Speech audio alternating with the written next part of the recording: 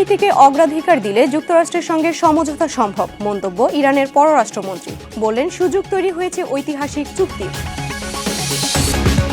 ইরানে আক্রমণ কোনো সাফল্য বয়ে আনবে না, ট্রাম্পকে সতর্ক করলেন জয়েন্ট চিফস অব স্টাফের chairman general Dan Caine. Missouri সড়কে তল্লাশির সময় এক ব্যক্তির গুলিতে 2 ডেপুটি কর্মকর্তা নিহত, আহত আরও 2 জন। পাল্টা গুলিতে নিহত হামলাকারী। এবং ওয়াশিংটনে এক ব্যক্তির ছুরিকাঘাতে 4 জন নিহত, 32 বছর বয়সী সন্দেহভাজন হামলাকারীর মৃত্যু পুলিশের গুলিতে।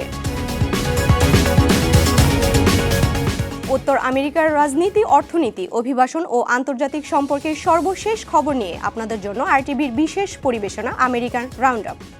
আপনাদের সঙ্গে আছি আমি সুমাইয়া ইসলাম মৌ।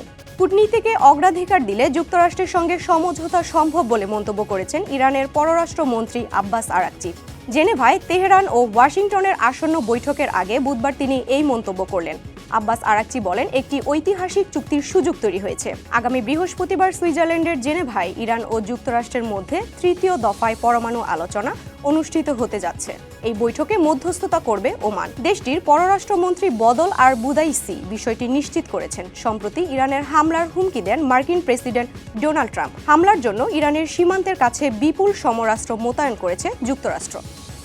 ইরানে আক্রমণ যুক্তরাষ্ট্রের জন্য কোনো সাফল্য বয়ে আনবে না বলে ট্রাম্পকে সতর্ক করেছেন জয়েন্ট চিফস অব স্টাফের চেয়ারম্যান জেনারেল ড্যান কেইন। বরং ইরানে আক্রমণ করলে দীর্ঘমেয়াদে যুক্তরাষ্ট্র মহা বিপদের মুখে পড়তে পারে বলে সতর্ক করেছেন এই মার্কিন জেনারেল। এদিকে দ্য ওয়াশিংটন পোস্ট ও দ্য ওয়াল স্ট্রিট জার্নাল এক প্রতিবেদনে জানিয়েছে, কেইন হোয়াইট হাউস এবং পেন্টাগনে গোলাবারুদ ও সরঞ্জামের ঘাটতি সহ মিত্রদের সমর্থকদের অভাব নিয়ে উদ্বেগ প্রকাশ করেছেন, যা মার্কিন সেনাদের ঝুঁকিতে ফেলতে পারে। তবে মার্কিন প্রেসিডেন্ট ডোনাল্ড ট্রাম্প এসব মানতে নারাজ। তিনি তার নিজস্ব সামাজিক যোগাযোগ মাধ্যম ট্রুথ সোশ্যালে এক পোস্টে দাবি করেন, কেইনের তথ্য 100% ভুল। একই পোস্টে তিনি চলমান পরমাণু আলোচনার কোনো চুক্তি না হলে ইরানের জন্য ভয়াবহ পরিণতি অপেক্ষা করছে বলে হুমকি দেন। যুক্তরাষ্ট্রের মিসৌরি স্টেটে সড়কে আইনশৃঙ্খলা বাহিনীর তল্লাশি চলাকালে রিচার্ড বার্ড নামের এক ব্যক্তির গুলিতে 2 জন ডেপুটি কর্মকর্তা নিহত হয়েছেন। এ সময় আহত হয়েছেন আরও 2 জন। স্টোন কাউন্টি শেরিফ অফিস এক বিবৃতিতে এ তথ্য জানিয়েছে। স্টেট কর্তৃপক্ষ জানিয়েছে, স্টেট হাইওয়ে 160 নম্বর সড়কে তল্লাশি চালানোর সময় রিচার্ড আইনশৃঙ্খলা বাহিনীর সদস্যদের উপর গুলি চালান। এতে ঘটনাস্থলে এক কর্মকর্তা নিহত হন। পরে পিকআপ ফেলে রেখে ঘটনাস্থল থেকে পালিয়ে যান তিনি। এ ঘটনার পরপরই মিসৌরি স্টেট হাইওয়ে পেট্রোল একটি ব্লু অ্যালার্ট জারি করে। পরে হাইওয়ে পেট্রোলের একটি হেলিকপ্টার নিকটবর্তী বনের মধ্যে রিচার্ডকে দেখতে পান। তারা রিচার্ডের কাছাকাছি পৌঁছানোর চেষ্টা করলে তিনি আবার গুলি চালান। এ সময় 3 জন ডেপুটি গুলিবিদ্ধ হন। তাদের মধ্যে ক্রিস্টিয়ান কাউন্টির একজন ডেপুটি নিহত হয়েছেন। এ সময় আইনশৃঙ্খলা বাহিনীর পাল্টা গুলিতে রিচার্ড নিহত হন বলে জানিয়েছে শেরিফ কর্তৃপক্ষ।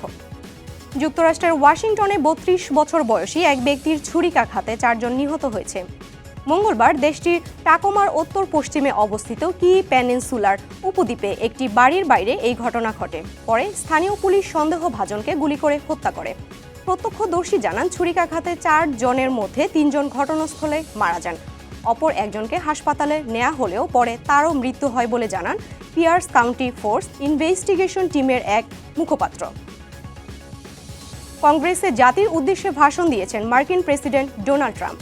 স্থানীয় সময় মঙ্গলবার ওয়াশিংটন ডিসির ক্যাপিটালে দ্বিতীয় মেয়াদের প্রথম স্টেট অব দ্য ইউনিয়ন ভাষণে ট্রাম্প বলেন, যুক্তরাষ্ট্র আগের চেয়ে আরও বেশি সমৃদ্ধ ও শক্তিশালী। ট্রাম্প তার বক্তব্যে দেশের অপরাধ নিয়ন্ত্রণ, অভিবাসন নীতি ও অর্থনৈতিক প্রবৃদ্ধির ক্ষেত্রে নিজেকে সফল দাবি করেন। তবে ট্রাম্পের ভাষণের সময় বিরোধী ডেমোক্রেটিক পার্টির কয়েকজন সদস্য কংগ্রেসে উপস্থিত ছিলেন না। ক্যাপিটালের বাইরে পাল্টা কর্মসূচির আয়োজন করেন তারা। ইরানের সঙ্গে উত্তেজনা এবং শুল্ক নীতি নিয়ে আন্তর্জাতিক চাপের মধ্যে এই ভাষণ দিলেন মার্কিন প্রেসিডেন্ট। সব মিলিয়ে মধ্যবর্তী নির্বাচনের আগে নিজের অবস্থান শক্ত করতে এবং নীতিগত সাফল্য তুলে ধরতে কংগ্রেসের এই মঞ্চকে ব্যবহার করছেন প্রেসিডেন্ট ডোনাল্ড ট্রাম্প। যুক্তরাষ্ট্রের সুপ্রিম কোর্ট প্রেসিডেন্ট ডোনাল্ড ট্রাম্পের আরোপিত শুল্ককে অবৈধ ঘোষণা করায় এবার সেই অর্থ ফেরত চেয়ে আদালতের দ্বারস্থ হয়েছে বৈশ্বিক পরিবহন জায়ান্ট ফেডেক্স। অর্থ ফেরত পেতে সোমবার প্রতিষ্ঠানটি ইউএস কোড অফ ইন্টারন্যাশনাল ট্রেডে মামলা দায়ের করেছে। সেখানে আইইইপিএ আইনের আওতায় পরিশোধ করা সব শুল্ক ফেরত চেয়েছে ফেডেক্স। গত সপ্তাহে সুপ্রিম কোর্টের বিচারকেরা 6-3 ভোটে দেওয়া রায়ে বলেন, প্রেসিডেন্ট 1977 সালের ইমার্জেন্সি ইকোনমিক পাওয়ার্স অ্যাক্ট প্রয়োগ করতে গিয়ে তার ক্ষমতার সীমা অতিক্রম করেছেন। অর্থনীতিবিদদের মতে প্রায় $175 বিলিয়ন শুল্ক রিফান্ডের আওতায় আসতে পারে। তবে কিভাবে সেই অর্থ ফেরত দেওয়া হবে তা নির্ভর করছে নিম্ন আদালতের সিদ্ধান্তের উপর। বিশেষজ্ঞরা বলছেন আমদানিকারক প্রতিষ্ঠানগুলোই রিফান্ড পাওয়ার ক্ষেত্রে এগিয়ে থাকবে। বেশিরভাগ মার্কিন নাগরিক মনে করেন বয়স বাড়ার সঙ্গে সঙ্গে অধৈর্য হয়ে উঠেছেন প্রেসিডেন্ট ডোনাল্ড ট্রাম্প। সম্প্রতি রয়টার্স ও ইপসোসের এক জরিপে এমন তথ্য উঠে এসেছে। এই জরিপ অনুসারে রিপাবলিকানদের 10 জনের মধ্যে 6 জন আমেরিকান মনে করেন প্রেসিডেন্ট ডোনাল্ড ট্রাম্প বয়স বাড়ার সঙ্গে সঙ্গে অধৈর্য হয়ে পড়েছেন। জরিপে অংশগ্রহণকারীদের 61% বলেছেন তাদের মতে ট্রাম্প বয়সের সঙ্গে সঙ্গে অধৈর্য হয়ে উঠেছেন। জরিপে এমন মতামত দিয়েছেন 89% ডেমোক্র্যাট ও 30% রিপাবলিকান। তবে এই জরিপের ফলাফল ভুয়া বলে মন্তব্য করেছেন হোয়াইট হাউসের মুখপাত্র ডেভিস ইঙ্গেল। সাম্প্রতিক সময়ে ট্রাম্পের সামগ্রিক জনপ্রিয়তা খুব একটি পরিবর্তিত হয়নি। সর্বশেষ জরিপে প্রায় 40% নাগরিক প্রেসিডেন্ট ডোনাল্ড ট্রাম্পের কর্মক্ষমতাকে সমর্থন করেছিলেন। এই পর্যন্তই আমেরিকান রাউন্ড আপ। উত্তর আমেরিকার গুরুত্বপূর্ণ আপডেট পেতে আরটিভির সাথেই থাকুন। মতামত জানান আরটিভির সামাজিক যোগাযোগ মাধ্যমে। সবাই ভালো থাকুন।